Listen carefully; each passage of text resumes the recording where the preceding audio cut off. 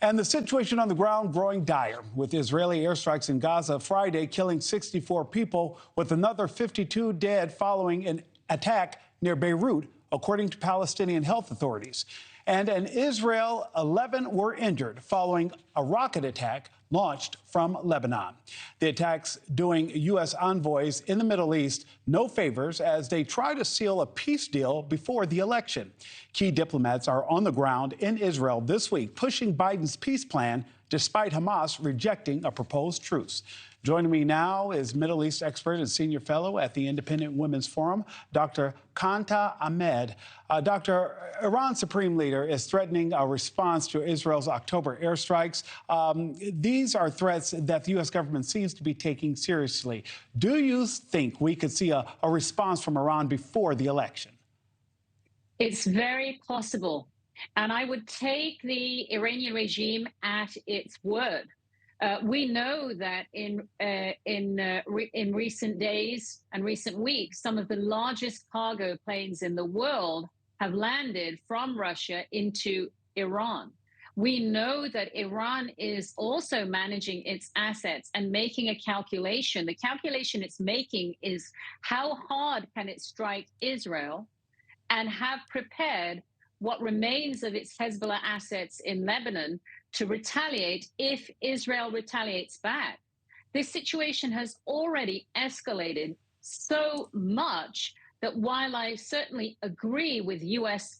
forces being moved and positioned into the region, as the Department of Defense describes it, posturing, we're going to need really an emphatic response. And I think we have to be prepared. The fact that it may occur just as we're on the threshold of the most watched election on the planet adds another degree of tension. Dr. Ahmed, I personally believe a lot of the reasons many Americans are not focused on or paying attention to what's happening in the Middle East is because we don't have conscription by law. So most are not actively engaged and they don't have to serve, so they're not as tied to it as they should be.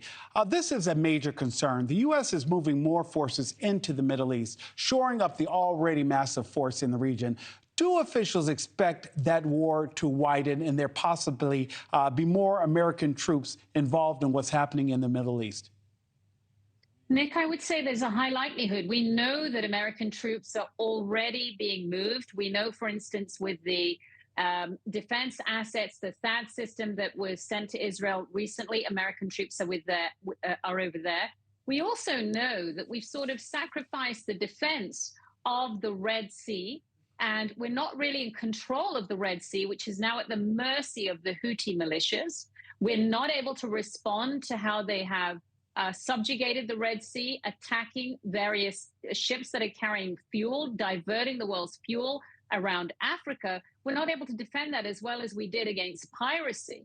So we have transmitted a tremendous message of weakness that is well discussed and even expressed in open meetings in front of American diplomats.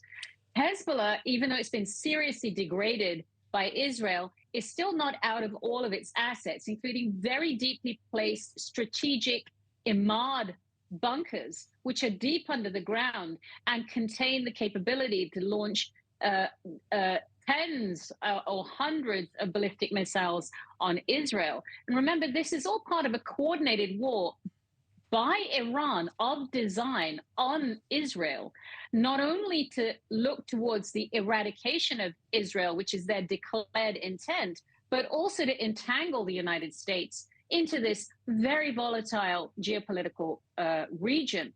One thing I want to say is we abhor all the civilian loss of life, and there's tremendous criticism about American arms that might be implicated in the loss of civilian life.